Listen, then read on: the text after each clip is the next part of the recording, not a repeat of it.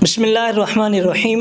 अस्सलामु अलैकुम रहमतुल्लाह। मैं हूं काशिफ रज़ा और आप देख रहे हैं मेरा चैनल काशिफ रज़ा जर्नलिस्ट। आज 16 फरवरी रोज़ पीर है और आज आपके सामने मैंने दो बहुत ही अहम ख़बरों पे बात करनी है। पहली ख़बर तो ये है कि 15 फरवरी को झेलम के अंदर मिर्ज़ा मोहम्मद इंजीनियर पर उनकी एकेडमी में हमला किया गया, कातलाना हमला, उनको मारने की कोशिश की गई।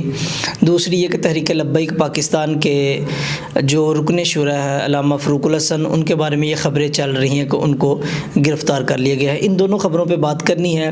पहली ख़बर पे बात करते हैं। मिर्ज़ा मोहम्मद इंजीनियर पर कातलाना हमला हुआ है 15 फरवरी को बरोज़ इतवार, और ये उनकी एकेडमी में हुआ है और ये तकरीबन दोपहर के 2 बजे के करीब हुआ है।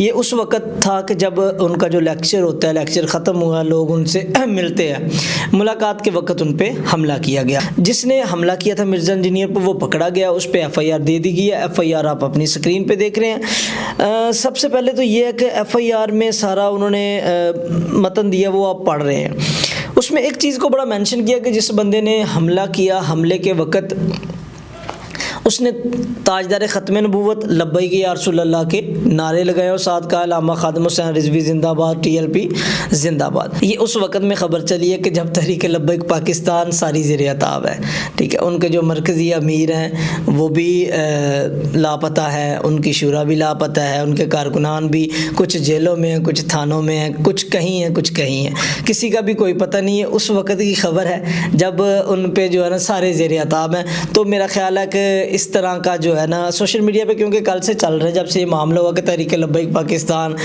वालों ने मिर्ज़े पे हमला कर दिया, तो मेरा ख्याल है कि जो पहले ही ज़ेर अताब हैं वो पहले ही सारे मज़लूम हैं, ठीक है। तो इस तरह की चीज़ें मतलब कल से सोशल मीडिया से चल रहा है, जी तहरीक लब्बैक पाकिस्तान ने हमला करवा दिया, ये तो मेरा ख्याल है इस तरह की बातें और इस वक्त में तो नहीं करनी चाहिए। और दूसरी खबर ये है कि तहरीक लब्बैक पाकिस्तान के जो मरकज़ी रुकन शुरा हैं अल्लामा फ़रूकुल हसन, उनको गिरफ़्तार कर लिया गया है।